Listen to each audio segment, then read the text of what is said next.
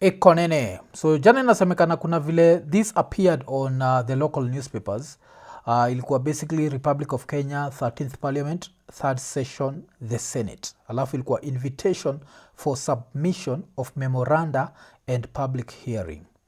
The Constitution of Kenya Amendment number 2 Bill 2024, Senate Bills number 46 of 2024. Alafu hii bill basically ilikuwa a bill about extending the terms of the president, the senators, the MPs and everyone else. And they want to extend the term from 5 years to 7 years. Their argument being that 5 years is not enough. But this is the interesting thing. The most powerful country in the world has 4 years. And apart from 4 years, this country has something called midterm elections that take place every 2 years. So you could say that ikikam kwanza to local representatives, America will elect every 2 years. Sisi tuna elect every 5 years. But these people don't feel like this is enough. And this issue of a term limit, kuna so shinda go like mwafu kwa nini unaifaitigi sana? Naifight sana because a show like IKONINI exists solely because there is freedom of expression in Kenya. The minute there is no freedom of expression, there's so many things that we can't talk about. So this is the reason why personally in fight I fight to the last day, because this is the minute that we have an imperial president, a president who can live forever, because this is what's going to happen. You know, Mwambiaga say if there's something that I love is numbers, and apart from numbers I love looking at history, and history showed me this, that in 1978 kuna msee anaitwa Kenyatta alidedi. After Kenyatta adedi, Moi akaingia, and Moi ran this country as a single party state for 14 years. That's till the year 1992. Then in 1992, of course, he won 2 elections, ikamfikisha 2002. So Moi ran this country for a total of 24 years. One of Moi's biggest students was William Samoei Ruto. If Ruto had been given a choice between Moi being a life president or Moi Nini, at that point when Ruto was a KANU diehard, he'd have wanted Moi to be a life president. So this is what Ruto wants. Ruto anataka run hii country mpaka 2027. Alafu in 2027 ikienda kufika hapo 2031 wakuwe washabadilisha constitution, wame come up with new 7-year terms, and then he's going to win another 2 elections na hiyo. That's going to give him at least 24 years. But you know Ruto would always want to be better than his boss. So what he'd do is do the Kagame thing, where they have 7 years and add even more to infinity. But this is something we must not allow. Unajua, hii ni kitu moja ile nataka kuambia, say even if you stayed away for the June 25th protest, you can't stay away from this one. Na mtu asiniambia ati hiyo ni juu ya IKONINI, hii si juu ya IKONINI, hii si juu ya Mwafrika, hii ni juu ya sisi wote. If this country turns to a dictatorship, it's not going to be the same country that you think it is. The abductions will be more. The killings will be more. Na hizi zote hatutakuwa tukiweza kuongea juu yake. So we have to nip this in the bud. And the person that's allowing this to happen is someone who's 80 years old. Someone who will not live long enough to suffer these consequences. Because hiyo ni kitu moja, wasa walikama wakabaki wameput Raila at such a high nini that wasa wajuage this guy is mortal. And since he's mortal, he can dye his hair and keep it black. But nature does not work that way. Very few humans get to reach 100 years. Saizi Raila iko 79. By January 7th next year, he's going to be 80. If you add 20 years, tuipeleke atakuwa 100 years in 20 years. Very few people get to reach that age. So any consequence that he supports right now, any nonsense that he supports right now will never affect him. It's going to affect us. So I know kuna those, like he has this religious following who follow him blindly as long as baba amesema. Number one, si babako. Na hata angekuwa babako, the best he can be is your grandfather. He's old enough to be your grandpa. He's not your dad. Unacheki. So let's stop that nonsense. And number 2, lazima tubaki tumejua jo. Umse atakuwa ameenda. Sisi ndio tutabaki live na hizi consequences za abductions and all that. And it's very sad to see like Raila turn into whoever he's turning into. Because I remember majuzi, this was just barely last week, he was there telling us vile he suffered and aliona mabesti wake wakisuffer and we should never go there. And of course akabonga juu ya vile their time they had to wake up and stand up and fight. and this time we have to do that. This time sisi wenyewe lazima tujue that the battle for this democracy that we enjoy right now, this thing a lot of people died for us to reach here.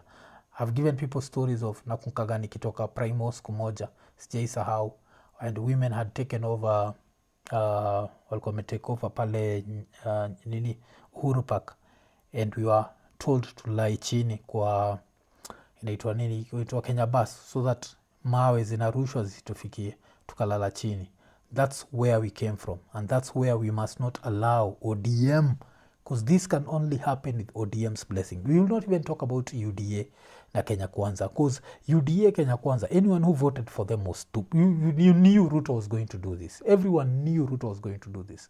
But we always lie to ourselves that ODM, kaleka budajo, hata kuesela azia, ezi uza inchi. Till saa hizi, wameiweka kwa gazeti. And this is not the first time they put this thing in the newspaper. They are talking about public hearings. And when it goes to a referendum, they are going to rig the elections to make that happen. But wacha tuanze na vile Buda alisema. Mjue ya kwamba hii imetoka mbali. Ni struggle ambayo Wakenya wamepigana kwa muda mrefu zaidi. Kuna wengine ambaye wamekufa katika hii. Mimi nimeona watu wengi, marafiki wetu ambao wamekufa kwa hii struggle. Nimekaa na watu mpeleka mahakama, pale wakitoka mahakama wamechapatiwa nini hukumu ya kifo. Wanakuja wanapiga mimi kwa heri, lakini hawa mimi naenda salimu watu wangu, salimu wa Kenya, mimi nakufa, lakini mimi nakufa kwa niaba ya Wakenya.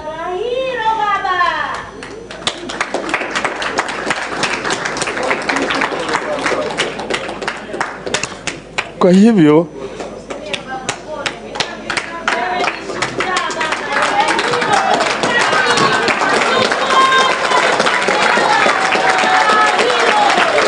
the person who alipatiwa hii standing ovation is not someone who you think would allow history to mwona kwa paper. The only reason hii kitu inaweza end up kwa paper ni with ODM's blessings. And don't even try to nini. Saizi UDA, this is one of the most unpopular governments ever. Because look at it this way. Yes, has he lost a big base of his tribal vote? I may lose the mountain. Don't even lie to yourself. This guy has lost the mountain. And apart from the mountain, he awakened Gen Zs. After kuawaken Gen Zs, people can't wait to register to vote. So umse anajua that he is hanging on a very thin, unajua. But sasa kile anajua ni if he can convince ODM to support him and make them rich, wanaweza amua, let's go back to a dictatorship as long as they are rich. Because don't forget, the dictatorships, kuza Moi, it made a lot of people rich. And the worst thing about Kenya is in politics, we elect the worst amongst us. We don't elect the best. So we've elected all these criminals, and these criminals don't care. Them, as long as they make their money, if you don't have freedom of expression, they don't care. Freedom of expression is something you take lightly kabisa. When you're home, you're like, I don't need this. As long as I'm isfanyagi podcast kasi, sikuagi YouTube kasi. But kilo itakuwa ni number one, music. Music ita change. Because the music now will have to go back to skuza ku praise. Baba Moi sasa yuko mlangoni. Kenya tawala, Kenya tawala, tawala Kenya tawala. You remember that nonsense? Raisi Moi tawala, Kenya tawala. Alafu vitu mob wagani Raisi Ruto. Unacheki? So all this nonsense will come back. Alafu wa mafala wamesaidia, they'll also watadidishwa. Lakini unajua ni wajinga. Lazima ujue like mental capacity ya some of these people haiko pale juu. So they think it's going to be rosy. Hawajui that msikama Ouko was supporting Moi, but Ouko still bado alienda pakidedishwa. So hawajui hivyo. But sasa sisi tuko na one choice. They are going to rig. Kama ni referendum wata rig. So I think it should not even get to a referendum. Because kila mtu anashinda kibonga juu ya referendum. Hii story haifai kuget to a referendum. If you can't do it in 5 years, you can't do it. Hakuna kitu yote. If American presidents can do it in 4 years, you can do it in 5 years. America has had 4-year terms since 1800. So si mtu asilete ujinga ati 60 years. If 5 years were enough for Kibaki, 5 years were enough for Uhuru, 5 years should be enough for this guy.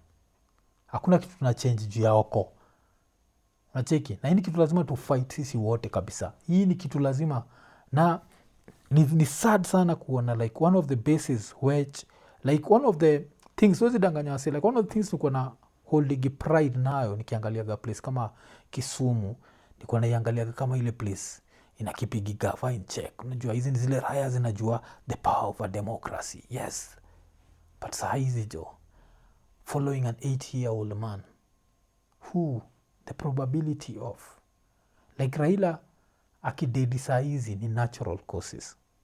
That's how nature works. The older you get, wase wa young, are there young people who are going to die before him? Because hakutakosa na clown kimeandika hapo, you are wishing him death. I'm not wishing him death.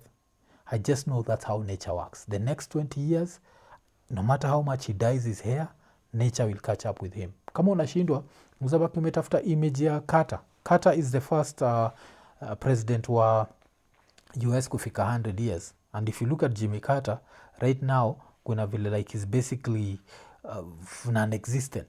That's how nature works. So anything that Raila makes us go through right now, he won't suffer the consequences. Na huu buda saizi ameenda kuwa like the biggest betrayal to Kenyans, because he's justified a lot of stuff. Like as soon as alijoin hiyo gava, saizi hata tukididishwa hakuna mtu yote wa kututetea on the political floor. Nakumbuka wasewa akina Opiyo Wandayi wakiwa pale parliament wakitetea wase, hiyo story yote imeisha. Na hiyo yote ni juu ya Raila, si juu ya Opiyo Wandayi. Opiyo Wandayi ni useless.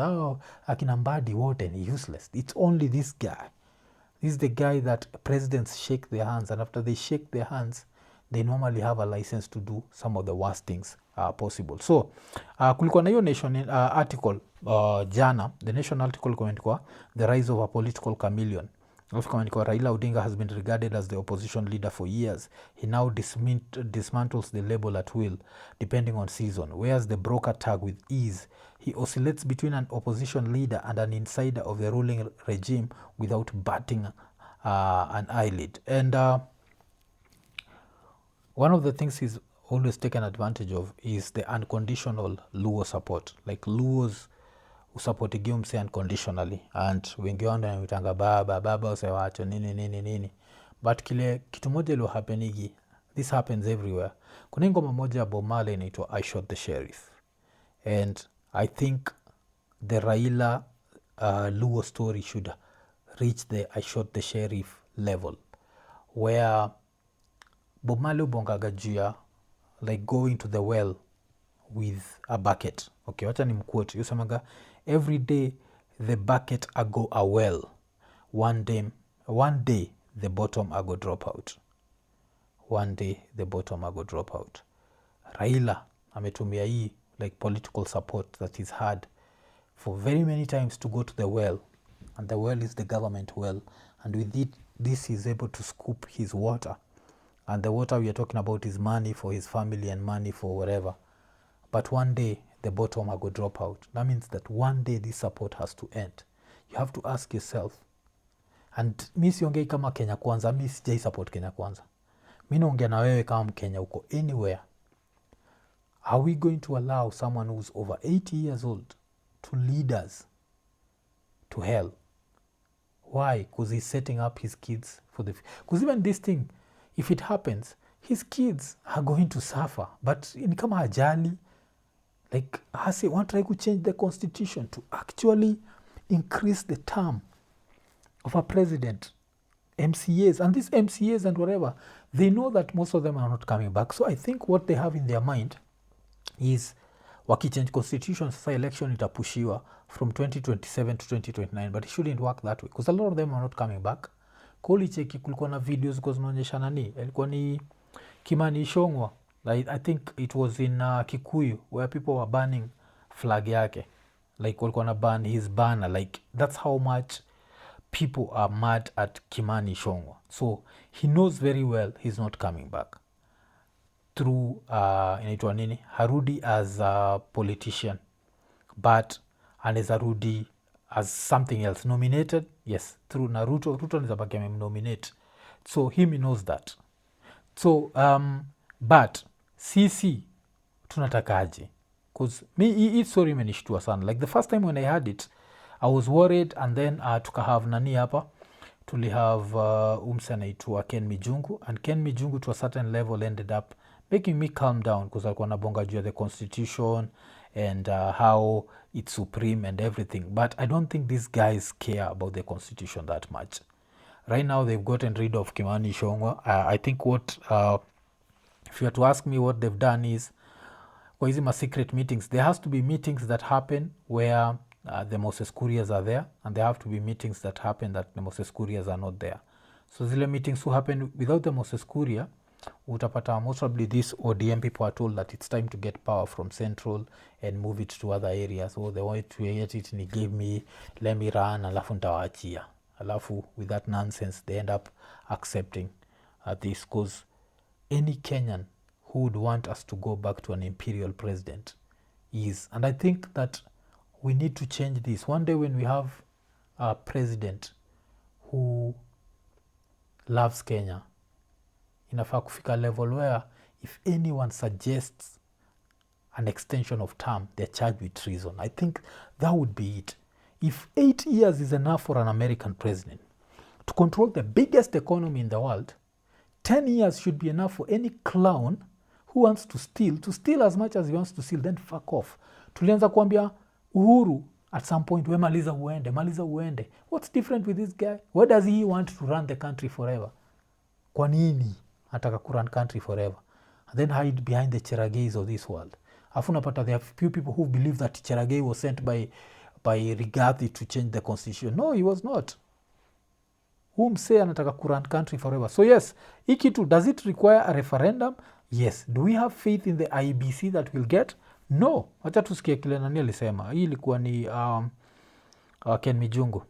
So if you want to take it from the people or make, because right now any law that is inconsistent with the constitution is null and void to the extent of that inconsistency. So if you want to change the supremacy of this constitution we have, you need a referendum. Okay. If you want to redefine the territory of Kenya, we want to take a little bit from Museveni. You know, we need a constitution. If you want to take the sovereignty, Article 1 of the constitution, you need a referendum. The national values and principles, Article 10 of this constitution, you need a referendum. If the Bill of Rights, you need a referendum. And F, the term of office of the president, you need a referendum. Thank 255. You, the independence of the judiciary, you want to put it under the president or something, you need a referendum. The functions of parliament, you need a referendum. 255, yeah. So hii part nakunga nilikuwa nimefurahi kabisa, because I lied to myself that there is no way anyone would want to take Kenya to hizo siku. But these people, when you look at the Moses Kurias of this world, najua these are the clowns that got into power because they could talk about ngozi nne, najua circumcision. That's what elevated him. That's one of the financial advisors of the country. Msa nafikiria foreskin wagaina control brain. Na sa hiyo China, tuko na deni ya China, nao Jinping iko na nini yake hapo. Yani sijui kuwa na understand, tuko na watu wajinga. Na hizi watu wajinga watakubali umse moja juu na wapatia do, watataka rani country forever. Mse kama Raila hajali, cause by the time the damage is happening, he'll not be around. And no one is wishing him death, because niko sure kuna clown kidago, namuwish death, utaenda before yeye, nikienda before yeye, this is the funny thing, I won't know I'm gone. Najua, that's the beauty of death. So idanganywa, sijui is up there looking down, kienda umeenda, ujuagi umeenda. But that's a story for another day. So let's go back to ujinga ya Raila. Raila last year caused how many deaths? Wase wengi sana walikufa juu ya the Azimio protest. Na before tuangalie wase walikufa, nataka tuanze na the press conference that he called. This press conference was called on 9th March 2023. Alafu umse, hii time Ruto was the worst person, because Ruto hakuwa amesikizana so Ruto was the worst person in Kenya. And what ended up happening? A lot of Kenyans ended up losing their lives. All of a sudden, this year tukisema Ruto must go, this guy is there telling us the way Ruto ataendaje. Kumbuka, hii ni 9th of March 2023. Number one, the high cost of living in Kenya, which is as a result of massive looting of the public resources and heartless withdrawal of subsidies to food, fuel, and education by the Kenya Kwanza regime in the middle of a drought and economic meltdown. To lower the cost of living and to restore the dignity of our people, Mr. Ruto must go.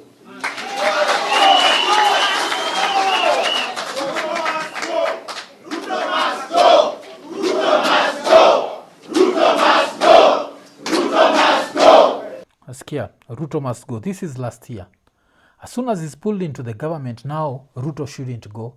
Ruto is okay. Kwa nini tutoe makanga na tutoe nini? Nani ataendesha gari? Hii ndio hii nonsense. Na hii ndio nonsense national kisema. It has to go back to kile. Let me quote Bob Marley. Every day the bucket I go a well. One day the bottom I go drop out. When I'm quoting Bob Marley, don't forget, Bob Marley by the time alikuwa na dead, I think at some point his wealth was, he was worth around $600 million. That's around, if you had to convert that into Kenyan shillings, that would be a lot of money. It's close to 60 billion. Yes, that would be around 600 million. Yes, it would be around 70 billion Kenyan shillings. Clean money, not stolen money. Si ujinga hawa se wameiba. Yes, pesa yake taslimu. So siniambia hapo na kuotaje musician. I'm quote because he knew how to make his money and it was clean money. So now let's go back to her say. Hii article sasa ni after protests zisha happen, after Shambwa Ruto must go, tukabaki tumeishia. So Azimio demos data's names of dead put police on the spot. So kulikuwa na story ya Charles Ngere 27 was shot on the right side of his buttock. The bullet ruptured his pelvic bone, went through the diaphragm and his sixth rib before it crushed his vertebrae bone. His only sin was to go out looking for food when protests were underway at Mololongo, Machakos. Nacheki, he was not even a protester, died. Remember why? Because there was some stupid protest happening that had nothing to do with Kenyans, just one person trying to make extra money and get extra opportunities for his family. Yukabeth Mukei was also killed on the same day and same place as Ngere. She was shot in the chest and doctors were unable to save her life. Hers was a gunshot that fractured her 10th and 11th ribs, which caused severe bleeding, leading to death. So, alafu miles away in Migori, Stephen Okinyi was also shot in the left buttock. The bullet cut the 29th-old Nini main blood vessel. He bled to death. Ngere, Mukei and Okinyi are the faces of the coast of Kenya's election. Alafu, who was there? Ni Raila. Inasemekana, in its case, the Raila-led party also roped in the IPOA, blah, blah, blah, wakiwa blame as interested parties. Na ikazero in into 77 persons who it stated were killed in March, April, May, June and July 2023. So, amongst these 73 men and 2 women, the 2 women walikuwa ni Faith Wairimu na Eunice Mudhakia. Okay. So angalia, ani watu 75 walidedi. Ule msalituambia Ruto must go, right now is telling us we should not say Ruto must go. Which is okay. That's within his rights. But what not within his rights is for him to help Ruto to change the constitution of Kenya and try and give us an imperial president. We do not want an imperial president. If 10 years was enough for Kibaki, 10 years was enough for Uhuru, 10 years should be enough for you. Just still, we kula iba. Lakini just take 10 years and then just go. Najua, ile design Uhuru aliishia. Lakini unataka kuchange constitution. You want to take us back to a place where people like me don't have jobs because we can't talk. Because we only exist because of freedom of expression. Do you know how much freedom of expression, how many jobs that has created, how many families are fed because freedom of expression exists? And this is also peer to Raila and your followers. Like, how long, man? How long will the bucket go to the well? How much is enough?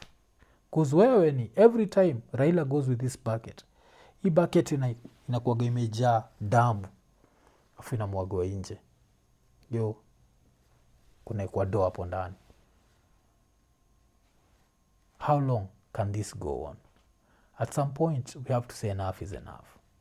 You can't change the constitution.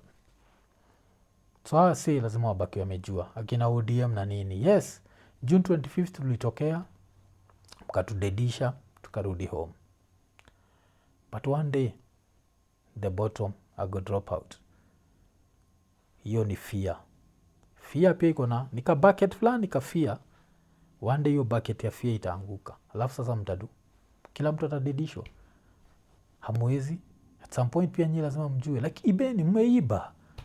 Adani's lawyer, your son, is one of the Adani lawyers. I think Nick Ruto. Ibeni.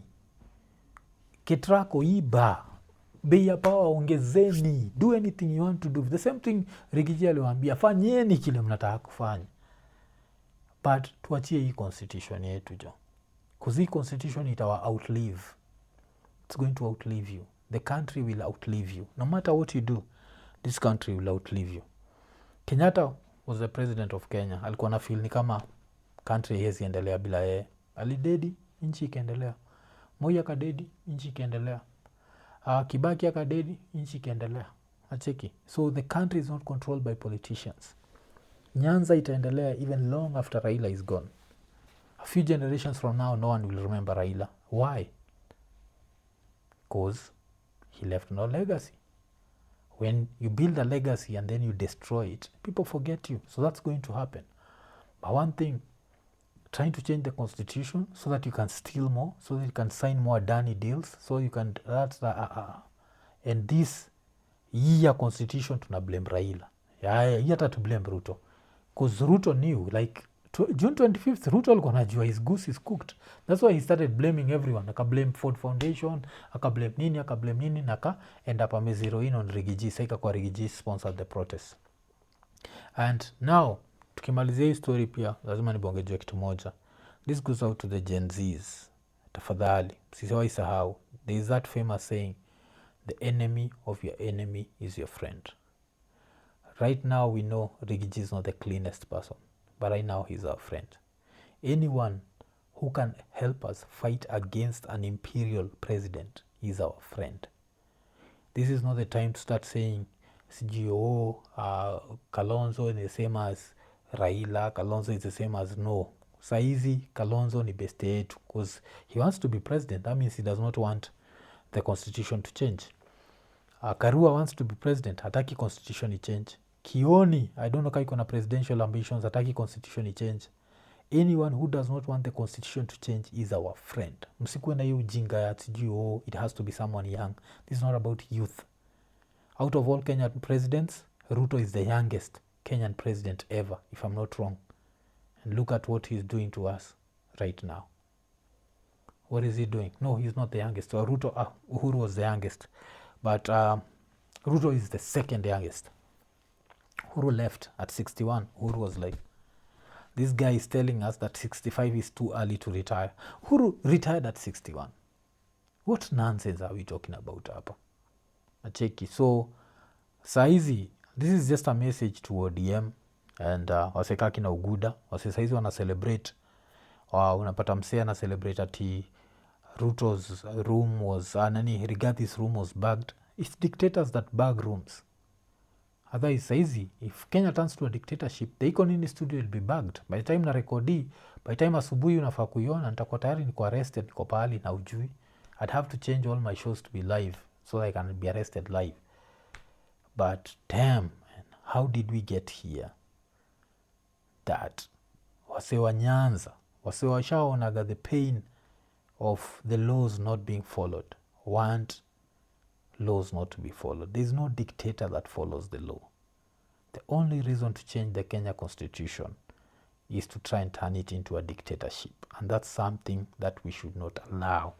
And this is something to tell Raila that hizo siku jo zimeisha. Hizo siku za kuwa political chameleon where people would not see through you, we see through you.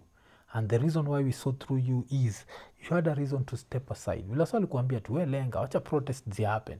Usikuwe involved, katokea na stories za dialogue. Next minute uko kwa gava. Next minute, alafu saa hizi gava inataka kuchange constitution. We mwenyewe unajua vizuri kabisa, you won't suffer the consequences. You won't suffer those consequences. But now you want us to suffer because you feel like we've not suffered enough. Why? Because we never gave you the presidency. We gave you the presidency. You just didn't take it. Well, a lot of people huangaliaga Raila na wanamwonea huruma. But this is what I normally say. If you are as popular as Raila Odinga and you end up never being president, it's your fault. You can't blame anyone. The people gave you the votes. If you could not protect your votes, hiyo ni shauri yako. At what point couldn't you have Chebukati on your side? Kwa nini huko unaweza kuhave Msando? Tunaweza kuachia tuseme Msando alifanyiwa, so tunaweza kuachia mbili. Tunaweza kuachia 2007 na kuachia 2017. Ile Msando like last minute aliumizwa pamba haraka sana, and that was a few ninis to the election, so we understand. Hizi zingine zote zingine with that level of popularity, then you hire clowns next to you, akina Junet, people who won't know what to think. You end up in places where you need agents hawako. And now since we never gave you the presidency, now you want to punish us by living as a dictator so that we can say without you hatuwezi fightia freedoms, hatuwezi fightia nini. This time it's different. And if the government thinks that protests za Gen Z zilikuwa kubwa, haujaona zile protests zitakuwa when we are fighting for our freedom of expression. Itabidi mzime internet, itabidi mzime kila kitu. Itabidi mkujie akin the IKONINIs of this world and what and what and what. It's okay. But one thing ile tutakubali Johnny hiyo. This is for all the people out there, man. Let's be ready for this fight. It's going to be a long one. The first time I had this, I thought it was a joke. There is no way hasa itaka change constitution. Si Kibaki alikuja na katoka. Uhuru si alikuja. Uhuru actually served for 9 years. This is something people don't talk about. Uhuru hakumaliza 10 years. Uhuru aliserve for 9.5 years. Uhuru became president. What at one? Uhuru alikuwa sworn in when this guy left power. Yani nani ufanyaga Uhuru anaka how can he looks like an angel, and Uhuru was not an angel. So Uhuru aliingiaga 2013. So yes, the Uhuru Kenyatta, the fourth president, inauguration yake ilikuwa 9th of April 2013. Let's do some basic mathematics. 9th of April 2013, if you add 10 years, it would take him to 2023, 8th of April 2023. But alitoka September 13th. So Uhuru was literally president for 9 years and 5 months. There's an extra 7 months where Uhuru could have been president, and he was never.